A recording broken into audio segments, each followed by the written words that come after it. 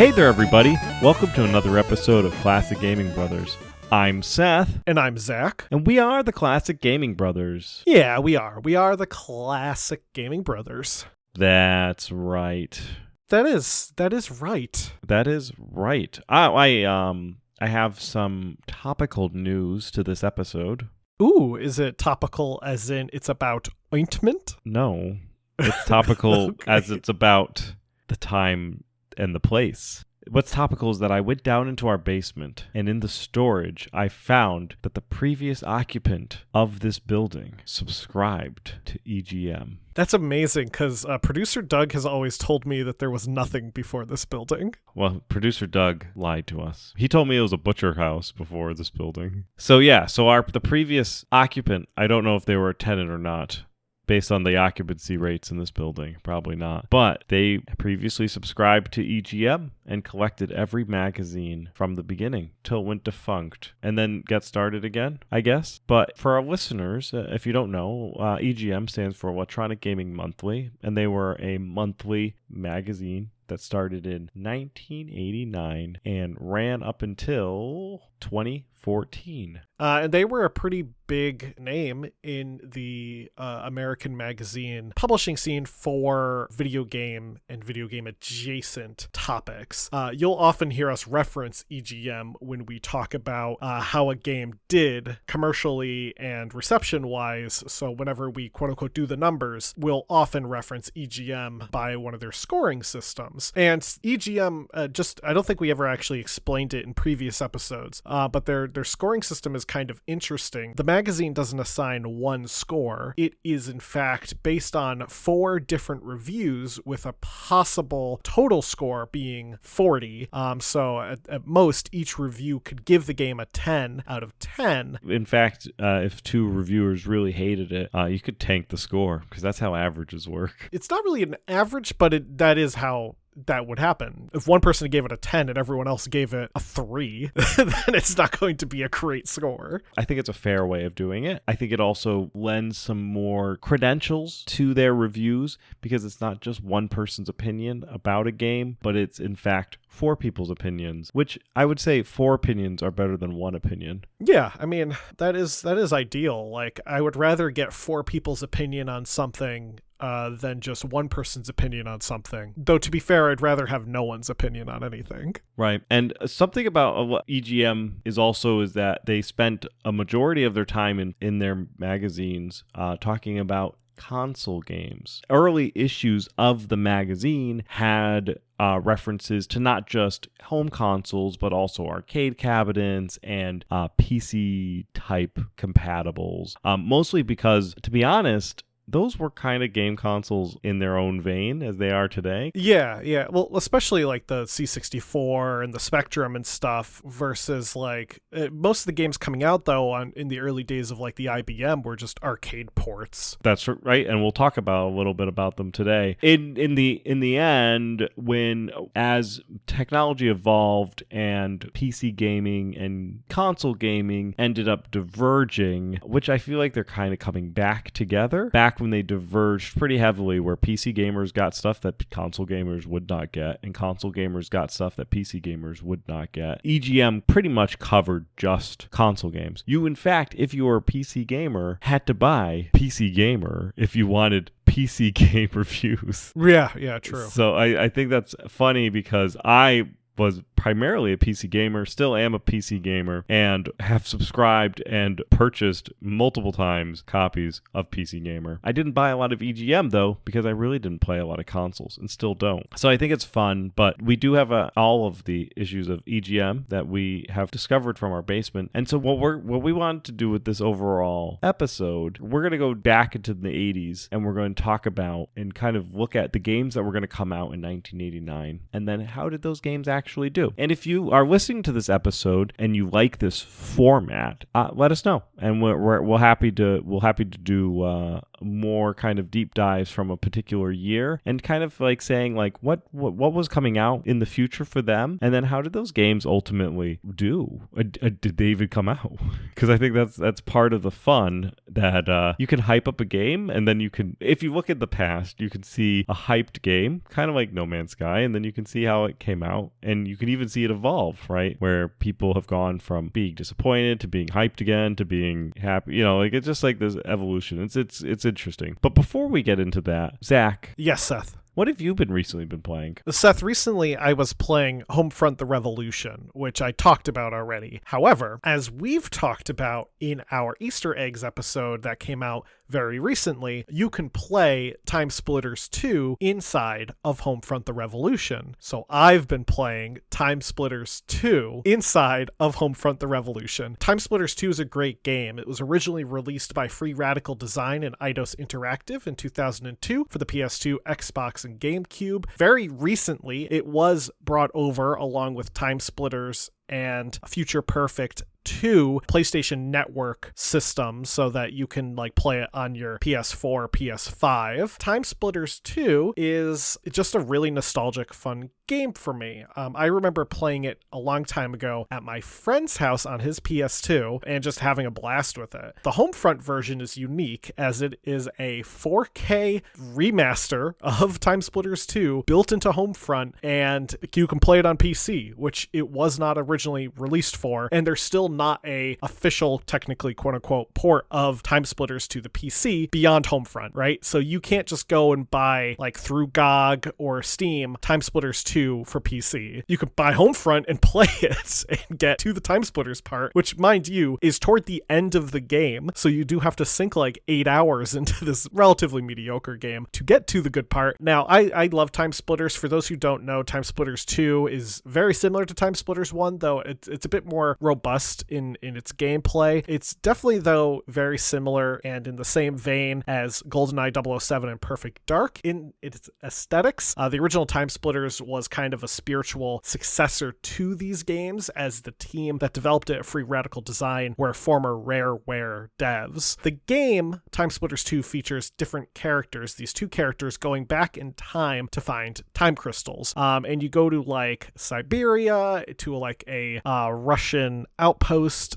and you go to like the 1930s New York, or I think it's Chicago, and you just go all over the place. And it's a fun game. It's got really good action sequences. It's got some fun lines. Beyond just the game being good, let me tell you something great about modders, because modders have found a way for you to play Time Splitters 2 without worrying about that pesky Homefront the Revolution. I've been playing it technically through Time Splitters 2 Redux. Time Splitters 2 Redux basically does a few things. So the version of Time Splitters 2 and Homefront the Revolution is missing a majority of the levels on its own, and it does not have arcade mode. You can get arcade mode and all the levels into the game very easily. All you need to do is put in a code. So if you go to the Time Splitters 2 menu in Homefront, input the code, all the levels will appear. However, every time you close Homefront, you have to do this again and again. What Time Splitters 2 Redux does is it unlocks all of these features for you and more. It adds in custom maps. It adds in various other settings for quality of life changes. It fixes the UI because the UI is a bit busted in the Homefront port. It also gets rid of Homefront the Revolution and puts an executable file on your desktop that will let you just go to Time Splitters 2, and it will delete the rest of Homefront from your computer, so you don't have a 60 gig game taking up space just to play Time Splitters 2, which is not a 60 gig game. So modders basically found a way to give you Time Splitters 2 for PC without having to worry about that pesky Homefront the Revolution business that goes around it, like a unpleasant wrapper. But yeah, Time Splitters 2 is great. Definitely check it out. I mean, you don't have to play Homefront the Revolution to play Time Splitters 2, but it's, if you don't mind playing Homefront the Revolution, it is a nice little side feature to that game that Time Splitters 2 is there. And Seth, what about you? What have you been recently playing? So recently I've been been playing a demo of a game called Webbing Journey, which was being developed by Fire Totem Games and published by Future Friends Games. The demo came out back in 2022. However, they just released early access to the game as of May 19th, 2025. And the game looks like it's definitely, the full game has a lot more things that are going on in it versus the demo. However, they still have it flagged as a early access game. In the game, have you ever wanted to play as a Spider-Man? Yeah. Have you ever wanted to play as Spider-Man, but instead of being a man, he's just a spider? No. Have you ever wanted to play as just a spider in a house? So you're a spider in scale? No. Well, are you in luck? You could play as a wonderful spider named Silky as you explore in a house. And you have to solve tasks that for the house using your web and your ability to throw yourself at things and push things around. It's very much a physics-based puzzle game where you try to kind of help out humans as best as you can. So I was playing through the demo, and you start out and you're in like the air vent to go through the tutorial. And you can like shoot web, and you can drag things while shooting the web, so it makes like a lasso. You can swing like your web like Spider-Man. You can shoot webs and make like multiple webs to like be levers and like bridges, and it's a lot of fun. And you can jump and you can fall forever because that's what spiders do. But you go through the air duct and you get out and you go into the kitchen, and it's a big world because it's a kitchen and you're a spider, and you get a little notebook that's like, here are the tasks that you need to do. Make popcorn. And so then you have to go and figure out how to get popcorn into a microwave. And at one point in time, I opened a cabinet that I thought had popcorn, and I was dragging this bag with me very precariously. Like I was throwing the bag off, tying it to rope and like swinging it up to get it up higher using physics. Open the microwave, dragging the bag into the microwave, getting on top of the bag to shove it in. Finally, I get the bag in, and I look at the bag and I go, I don't think that's popcorn on the outside. I think I just did this to a bag of chips. And so then I had to I abandoned that, and I decided that, you know what, I'm going to go instead clean some dishes. So which was on my to-do list. I had to clean 3 dishes. So I went over to the sink, and there was a pile of dirty dishes stacked next to it. I said, I got this. I know what I need to do. So I roped one of the dishes, and I stood in the sink, and I pulled it forward to me. And what did it do? It flew into the sink, and it exploded into a million pieces.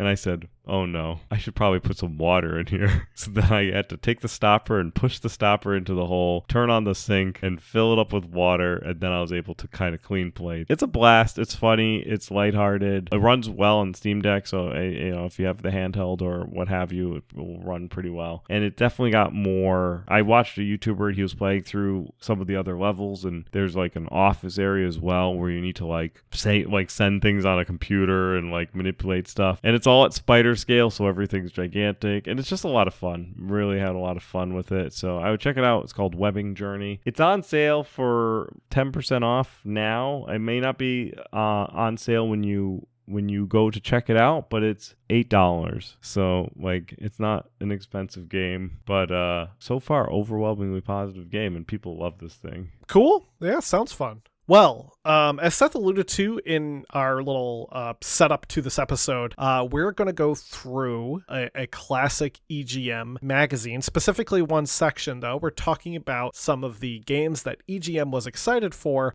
1989, because this is from EGM's first issue.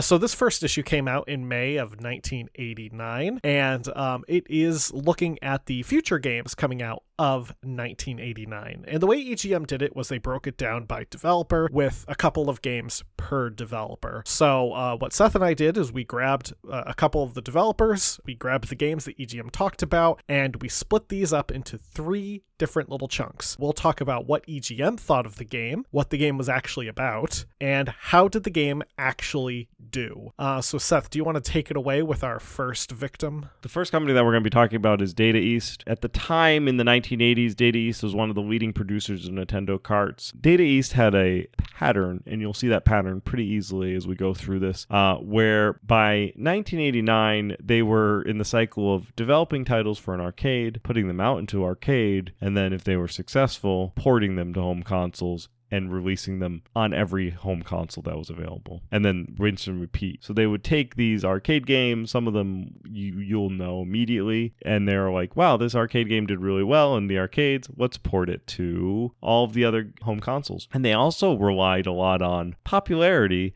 So their games scored critically well in the time period that they were releasing this, because people really liked their arcade games and they played well. And so then there would be like, yes, now I can play it on the home console. And then any sort of like failing wasn't necessarily put onto the game, but kind of sometimes put on the home console.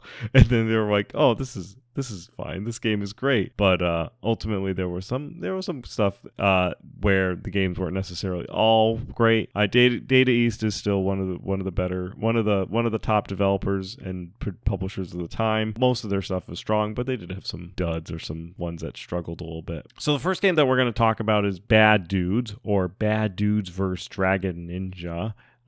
It's mostly known as Bad Dudes in North America, but however, in Japan and Europe, it's known as Dragon Ninja. Mostly because I think of the way that they marketed the verses. Like in North America, the arcade flyer has Bad Dudes in gigantic letters, and then versus Dragon Ninja in like the tiniest of subtext underneath it. And I'm pretty sure they swapped it in Europe. They put like Bad Dudes as a small letter, and they made Dragon Ninja gigantic, so everyone in like Japan and Europe was like, oh, the game's called Dragon Ninja because those are the letters that are the bigger ones. And Bad Dudes is an arcade action game that was in 1989 was going to be getting ported, as it had already come out on the arcade, so it was going to get pushed to computer formats as well as the NES. EGM overall were excited about the game coming out, and they talked about the gameplay of being one or two players controlling the main characters Blade and Striker and working against the Dragon Ninja game, who somehow captured the president of the time. Very important to note that in the arcade version, they specifically named the president as President Ronnie. So there's a muscular man who's staring at you with sunglasses on, and it says, President Ronnie has been kidnapped by the ninjas. Are you a bad enough dude to rescue Ronnie? For the NES version, they cut out the reference to Ronnie, so it's just the president has been kidnapped by ninjas. But I like that they called Ronald Reagan President Ronnie. So the Bad Dude screenshots that were actually included within EGM were one of the main screenshots in the article that talked about the game coming up and the games that were coming out for different companies. And the screenshots were kind of wild back then because there was a limitation. There was no screen capture in the 80s. So in order to provide screenshots for a magazine, what they would do is they would take photographs of their computer and then cut them out and lay them into the magazine, and then run the magazine, take the copies and create the production run. But I just think it's funny. So most screenshots have like a very black border, which I assume is like the TV bezel that they just had like a really dark, and they probably shot it in a really dark room. It was probably like a really dark room with no flash and with a dark TV bezel to then cut up that image and create a screenshot from the 80s. Well, what's fun is, and I just posted it in the notes, Nintendo Power actually had instructions on how to take a photo of your television screen because they had a high score section of their magazine. And they literally have an illustrated comic where it says to turn off the lights, place the camera on something steady, make sure you don't use flash, adjust the height. The camera should be about a yard from the TV, and then you take the photo. And I assume that's just what everyone did for EGM. Yeah, I would assume that if they were creating the amount of screenshots that EGM uses, I would assume that they had some sort of studio that they were doing them in, and maybe a couple of studio rooms. It wasn't like some guy just like taking screenshots or taking pictures. So to go back to Bad Dudes, the game was developed by Data East, and it was a very successful arcade game. And in 1988, it was actually one of the highest grossing games in the US. Probably one of the reasons why they looked to want to port it the following year. And according to Computer and Video Games in 1991, Bad Dudes for the NES had flickery graphics, tedious sound, and yawn-worthy gameplay, and made this NES cart one to avoid, and that someone should just go for Double Dragon 2 instead of Bad Dudes. So I feel like the game just got like mediocre response and critical review when you had like EGM really pumping it up, which was kind of funny to see that, and to kind of see like obviously EGM did not know what was going to happen with the game, and they were going to try and talk people up in the game. And there is actually some instances in our episode today where EGM was excited about the game coming out and then gave it a really bad review when it came out.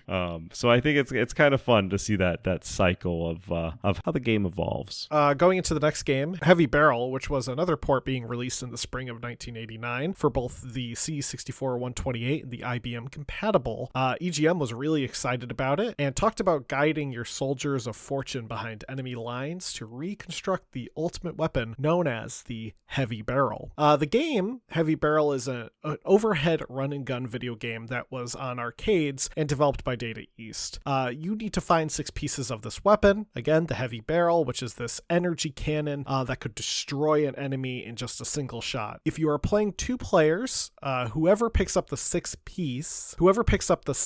piece gets the weapon. The player or players would have to ultimately go through a nuclear missile site, and you just fight enemies the entire time. Yeah, it's the overall plot beyond just collecting pieces of a gun. Now, how did Heavy Barrel do? Well, Heavy Barrel was a successful arcade cabinet. It was actually the 6th most successful table unit of the month for December, according to Game Machine's January 15th, 1988 issue, and the ports also did very well. Though EGM was specifically looking at the ports for the C64 and the IBM compatibles, the NES version would have been the more popular choice, I think. So we talked about that one in terms of its ratings, and EGM would actually go on to review the NES version. They gave it a pretty average review. Basically, everyone would give it a 7 out of 10. So it didn't get a perfect score, but most people would praise the gameplay, with some minor complaints about the controls and limited usage of the titular Heavy Barrel. Now, just a fun Heavy Barrel fun fact that I always like to talk about when we talk about any video game that has a history in the pirated game market. Heavy Barrel was no stranger to being pirated across multiple countries, and famously, or rather infamously, it was hacked and pirated on cartridges as Chip and Dale 3, where they replaced the 2 main characters from Heavy Barrel with Chip and Dale, and it's about Chip and Dale fighting soldiers and collecting a gun. That's a unique game. It sure is. The next game that we're going to talk about is a game that everyone should know Data East for, and that's Rampage. It's another port from Data East where they were taking an arcade game and they were bringing it to the home console. In that game, you play as either George the Ape or Lizzie the Lizard in the classic Rampage game. This game would go on to spawn a franchise, and I'm not even sure if we talked about this. We may talk about Rampage at a later time if we haven't already. The game was set for a January 1990 release and would have 128 levels of smashing mayhem. It would actually get out on the NES earlier and beat the timeline to release in the month that they would want to, December of 1988, because December is the month that you want to release, especially in North America. They also included another screenshot, this time of Rampage. There was no screenshot of Heavy Barrel. There was like in the article there was like 8 or 9 games on each page, and then they had like 4 screenshots. And so Rampage was a very good contender for being a good screenshot. The following game that Zach's going to cover, probably not a great contender for a good screenshot, but the Rampage screenshot was great. It has the blue sky, it's got the buildings, it has Lizzie the Lizard looking right at the screen, and it has, I'm assuming, George the Ape somewhere up on the building climbing, but you can't see it really well because of the way the buildings are. But it is a great screenshot of like Lizzie looking at the screen. It's a classic game. You play as people, humans. that are turned into giant kaijus, and you have to destroy buildings, and if you die, you turn back into a human. It's a lot of fun on an arcade. How it did was the game would go on to score well, and all the reviews that I could find for the NES version were actually modern reviews, and they were all very positive, with the only critique that the gameplay could become repetitive and lackluster if you were playing by yourself, because you were doing the same thing mostly over and over and over again for 128 levels. The rest of the ports throughout the other systems all also scored pretty well. I think the lowest score was a 67, with most of them being in the high 80s. Now, on to the next game, RoboCop. What did Data East decide to do? Well, they put out another game that was developed for the arcade and ported to every system. And that's the same thing with RoboCop. Now, EGM describes RoboCop as being about becoming Officer Murphy and participating in the side-scrolling action arcade game to wipe away the filth and crime in New Delta City. However, they included a pretty muddy image of the RoboCop where we're not exactly sure it is RoboCop in the image they included, because the image is really bad. RoboCop itself was a classic movie that was, of course, adapted into a pretty decent arcade game in the 1980s. It's similar to Bad Dudes, except instead of being a bad dude, you're being a pretty good dude because you were, in fact, RoboCop. Also, you have your RoboCop gun and you shoot things. And how did the game do? Well, it was incredibly successful in arcades. It was actually a highest grossing arcade game in Hong Kong, and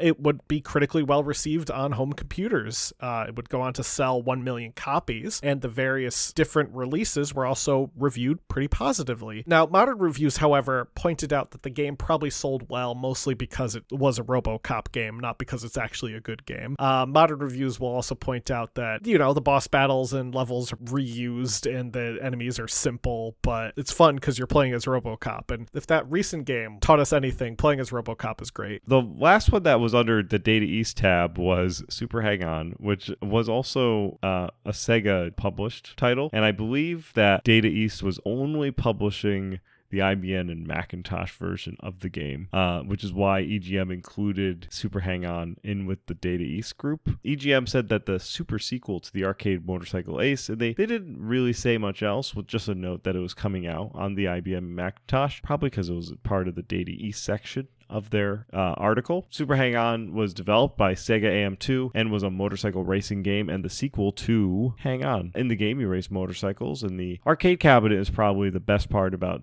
Super Hang-On because it looks like a motorcycle and you get to ride it. The arcade game was hugely successful, but EGM was talking primarily about the IBM and Macintosh version, and these were, the Macintosh version at least was the least accurate version by SegaRetro.org, noting that the game has no music and no color. The IBM version's a bit more accurate and could do at least color. I watched a YouTube video of comparing all the Super Hang-On versions, and some people, everyone got the same game, but some people got different games.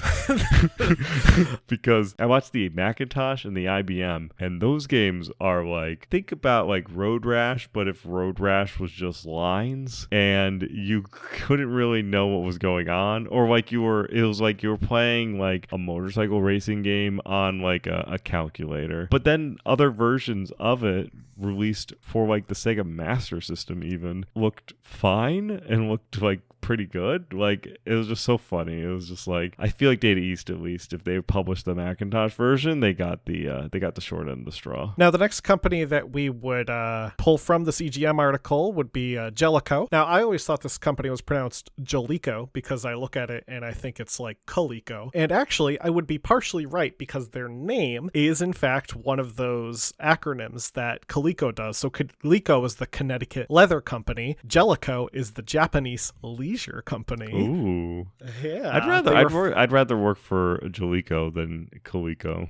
Oh, you'd rather be involved in leisure than leather? Yeah, that's right. I would rather be involved in leisure than leather. The Japanese leisure company was initially founded in 1974. They would begin producing arcade games in 1982. And primarily, at least at the time of the EGM article, they got really known for their sports titles. They put out Bases Loaded, Racket Attack, but they would also put out some adventure titles, including the NES port of Maniac Mansion in 1990. One of the first games that EGM was excited for is Hoops. Hoops EGM called a basketball simulation with a twist. Hoops recreates the finer points of street basketball where teams of two compete on the blacktop. Now, what is Hoops? Well, Hoops is in fact a basketball game. It's actually a localization of a game called Moto Junior Basket 2-on-2, which is part of the Moto series developed by ICOM in Japan. Moto being the Japanese word for burn. So the game is literally called Burn Junior Basket 2-on-2. I can see why they renamed it Hoops. In Hoops, you play from a half court, so it's only looking at one hoop, and it's really is inspired by like street basketball. You're playing in a court that is like in an alleyway. It's not necessarily like in some stadium or something like that. Now, there are 8 different players to choose from. You got Mr. Doc, Jammer, Barbie, Face, Bomber, Zap, Legs, and Whiz, and you can customize different things like the court layout and other rules of the game. Now, how did it do? Well, reviews were really positive. Boys Life called it a tough 1-on-1, 2-on-2 action game.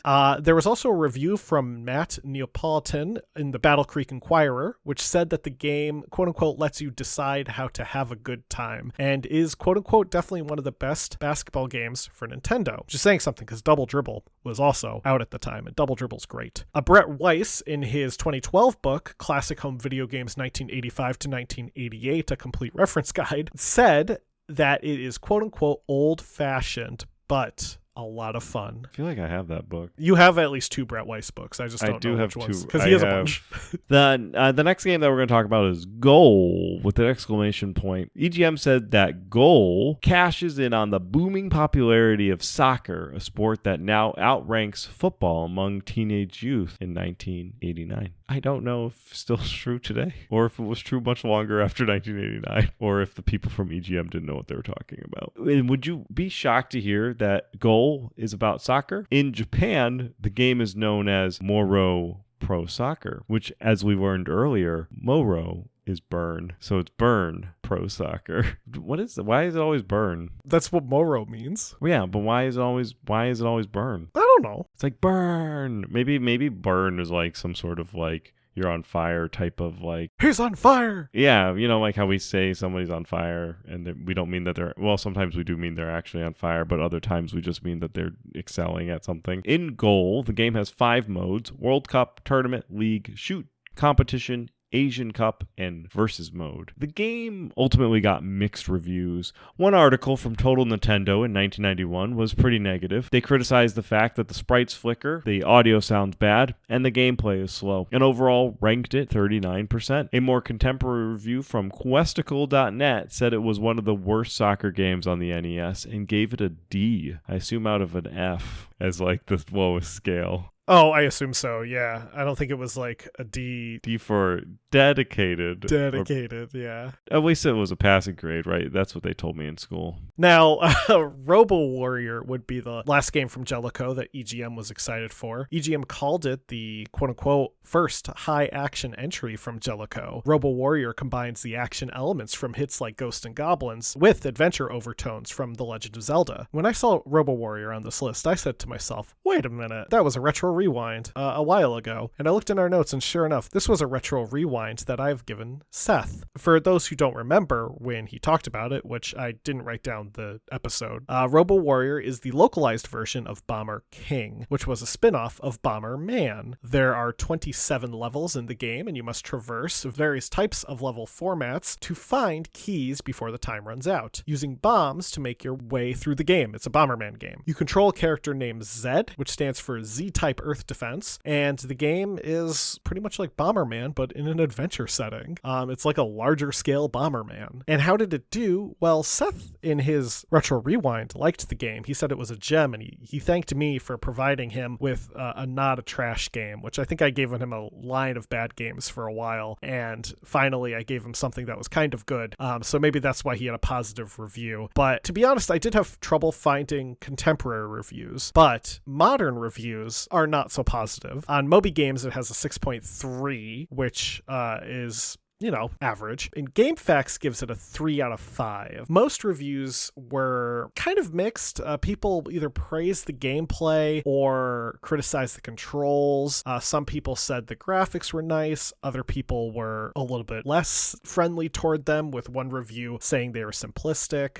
So it really was a kind of middle of the road game. So now we're going to talk about Taito. Taito was founded in 1953 as an importing company of vending machines, jukeboxes, and vodka. They got their big break in 1970s when they produced games like Space Invaders and Speed Race, games that you may have been familiar with if you've gone to an arcade where it may be a little sticky because the games are very old in there. Taito's motto should be, "We make sticky games." They're going to start off with the game called Kix, spelled Qix, and I only knew it was called Kix because EGM told me that's how you pronounce it. EGM said that Kix is a classic strategy / classic action game. The version that they were promoting was for popular computer formats, though it was also released on the NES as well as home computers. It was a puzzle game developed by Randy and Sandy Pfeiffer. I'm assuming they were married.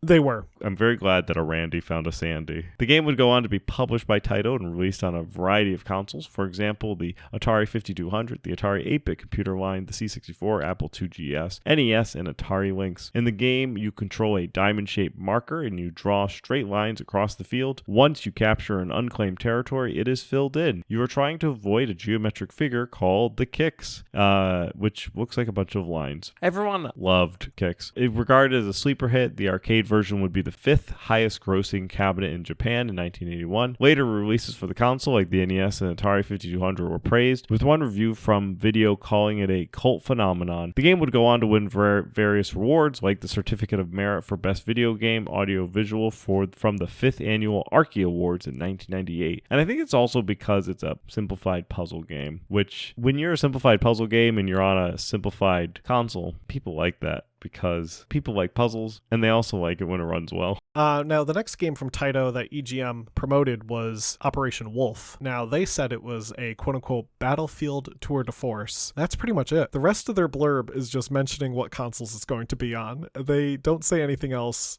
which makes me think that they didn't actually like the game when they played it, but they felt like they had to say something nice, if not anything at all. Yeah, because they had to play it to get the screenshots. Operation Wolf, though, is a Taito-developed light gun shooter. You play as Roy Adams, a special forces operative who has to rescue hostages. As the game is a light gun game, you have to use a light gun to play the game. So use either the light gun, the zapper for the NES, or the phaser for the Sega Master System, and you shoot dudes who pop up on the screen. Despite it being a light gun arcade game, and at least for 2 consoles, the Sega and the NES, most of the ports did not support light gun. So if you played this on DOS or like the C64, tough cookies. There was no light gun version for those computers. ZX Spectrum did get a light gun version, but it was not the original release. The original release that came out was a non-light gun supported version, and a later version was put out that did support the Spectrum's light gun. Now, how did the game actually do? Well, EGM would go on to review the game. They gave it a total score of 23 out of 40, with most of the 4 reviews being average. One reviewer said, quote unquote, on its own,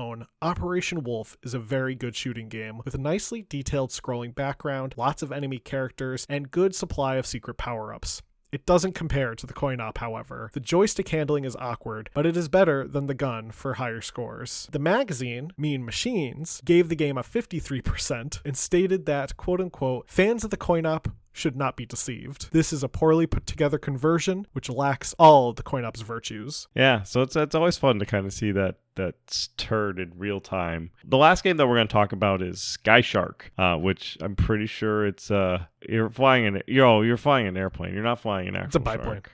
No, Yeah. that would be great if you're flying an actual shark. Yeah, I wish the game was a Sky Shark and you were actually a shark instead of a historical biplane. However, EGM said that it was another safe bet from Taito. Sky Shark brings home the tried and true vertical shooter. A variety of land and air targets attack with relentless frequency as a detailed background slowly slumbers by. And it's a little bit light on substance, but definitely a lot of fun, which I feel like is EGM clue for The game's alright. While it was published by Taito, the game was developed by Toaplan, who are pretty well known for their scrolling shooters. Sky Shark was also released as Flying Shark in Japan, and you still don't play as a flying shark. It features you as playing as an airplane as you shoot various things such as tanks, battleships, and other airplanes. You get bombs that you can use for screen clearing effects, and then the game would get ported to a bunch of systems after first releasing in the arcade, and EGM seemed excited for the NES version. Music in the game for the NES version would be done by Tim Fullen, who would later go on to do music for Echo the Dolphin and Spider-Man/X-Men's Arcade's Revenge. Both of those games are great. Yeah. EGM would give the game a 22 out of 40 when it was released. They praised the graphics in their review, but said there was also not a lot of variety. One EGM reviewer would say that it was a bit repetitive, and another reviewer criticized the controls, comparing it to flying a Winnebago, which is a large vehicle, if anyone's not familiar with what a Winnebago is. Before we wrap things up, I do want to make a note. In this part of the magazine, it definitely comes off as a magazine that is early edition, because they have all these games grouped up by their companies, and they're like red headers, black bars separating them, and then like a little description about the company, and then the games they want to call out. And then you get to the end of that particular section, and it talks about Nintendo games planned for release, and it just says in big blue letters, Nintendo games planned for release in 1989. And then it is just a list of games. Oh yeah. It is split up. It does recall out like from Data East, RoboCop, Bad Dudes, and all that. So it's like a reiteration of what they just were talking about earlier, but just for Nintendo, which I just think is funny that they're just like, also, just so you know, here are the Nintendo releases. Because Nintendo is, be fair, was probably the largest player at the time. Yeah, great. Well, that will do it for our little EGM episode here. Maybe someday we'll go a bit more into detail about the full history of EGM. And maybe cover some interesting things. I think it would be fun to do maybe an episode on their April Fool's pranks. EGM was really well known for doing some pretty robust April Fool's pranks that like are still like part of our gaming culture, like the whole Shenlong thing from Street Fighter, which I think we talked about in our Street Fighter episode, was entirely an EGM April Fool's prank. The thing is about, also, I want to say something about their April Fools. I pulled the EGM article, the issue from the Shenlong debacle. They put it off as a very serious insert to the rest of the magazine. So yeah. It's not even like they made like their April Fool's joke as like here it comes kind of article. It was a byline in like one page, like almost looked like a mail-in advertisement that talked about Shenlong. And I just think it's so funny that they would go and just promote these like April Fool's jokes just very, very like casually inserted in there, and the rest of the magazine is pretty serious for April. And to be fair, as if they were a monthly magazine, which is what they were, the Electronic Gaming Monthly, they can't really have one magazine that is just entirely silly out of 12. So like they had to be somewhat serious in April. Right, yeah, makes sense. Now, getting into our retro rewind, Seth had me play the game Battle Tanks with an X for the Game Boy Color. Developed by the 3DO company, Battle Tanks was released on the N64 and Game Boy Color. And I thought it was going to be Battlezone. I was really excited. I was really looking forward to Battlezone. I love Battlezone. Battlezone is one of my favorite arcade games. That's where you're in the first-person perspective and you are a tank. Now, Battle Tanks is a little different. The N64 version is this like 3D game where you play as a tank. The Game Boy Color version is a top-down game, very akin to the original GTA. You drive around a tank and you shoot at cars and other tanks. For the most part, the game is kind of mindless. It's fun, I guess. I mean, the sound effects are fun. It's got some okay music. It is a bit repetitive, though. I think there could probably have been a bit more substance to it. Overall, it's okay. Does it hold up? I think the Game Boy Color is a bit more of a capable system that probably could have done a bit more, but for what it is, I think it's okay. I think it's a decent game. Next week, Seth, you can play Aerobiz Supersonic for the SNES. Oh, that sounds like fun. Zach had me play Mohawk and Headphone Jack for SNES, developed by Solid Software in 1997. The game is a fast-paced, kind of disorienting game where you control a dude named Mohawk, who is a green-haired, naked man that occasionally has wheels for legs and can spin in a ball. You collect CDs and the levels rotate as you move around, and the levels can be rotated using a controller, and it's not very precise, which makes the game a little obnoxious. If you're out to getting sick and you need to vomit, then pop this game in and try it out. If you don't want to be disoriented, then you can probably just pass this game along. Next week, Zach, you could play Brutal Paws of Fury for the Sega Genesis. Great, I will. Well, thank you everyone for joining us for this episode. If people liked this episode, let us know. You can do so by emailing classicgamingbrothers@gmail.com. We are available wherever podcasts can be found. We have Podbean, iTunes, or iHeartRadio. We're available on YouTube, Classic Gaming Brothers. You are available on social media. Look us up, CG Brothers Pod or Classic Gaming Brothers. And of course, we're on classicgamingbrothers.com. Thank you again, everyone, for listening. Seth, am I forgetting anything? Don't play games like my brother. And don't play games like my brother. I've been Seth. And I've been Zach. And we've been the Classic Gaming Brothers. That's right. Right.